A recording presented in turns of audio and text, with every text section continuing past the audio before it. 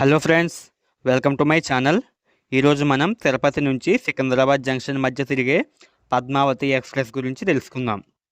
తిరుపతి నుంచి సికింద్రాబాద్ మధ్య తిరిగే ఈ పద్మావతి ఎక్స్ప్రెస్ని నవంబర్ 9, 2002 సంవత్సరంలో ప్రారంభించారు. తిరుపతి నుంచి సికింద్రాబాద్ జంక్షన్కి వెళ్ళేటప్పుడు ఈ ట్రైన్ నెంబర్ వచ్చేసి 12763. ఇది ఒక సూపర్ ఫాస్ట్ ఎక్స్ప్రెస్. ఈ ట్రైన్ని సౌత్ సెంట్రల్ రైల్వేస్ ఆపరేట్ చేస్తుంది. ఈ పద్మావతి ఎక్స్ప్రెస్ వారానికి 5 రోజులు మాత్రమే నడుస్తుంది. ఆదివారం, గురువారం ఈ ట్రైన్ ప్రయాణించదు.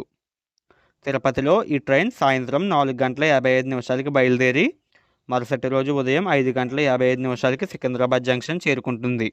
ఈ ట్రైన్ మొత్తం 735 కిలోమీటర్లు ప్రయాణిస్తుంది. తిరుపతి నుంచి సికింద్రాబాద్ వెళ్ళడానికి ఈ ట్రైన్ 13 గంటల సమయం తీసుకుంటుంది. ఈ పద్మావతి ఎక్స్ప్రెస్ గంటకి 58 కిలోమీటర్ల వేగంతో ప్రయాణిస్తుంది.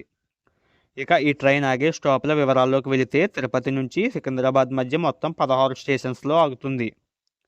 తిరుపతిలో బయలుదేరిన ఈ train Renigunta junction, Srikalahasti, Venkatagiri, Gudur junction, Nellore, Ongole, Chirala, Tenali junction, Vijayawada junction, Madhira, Khammam, Mahabubabad, Nekonda, Warangal, Kazipet junction, Jangaon స్టేషన్లో ఆగి తన గమ్యస్థానమైన సికింద్రాబాద్ జంక్షన్ చేరుకుంటుంది.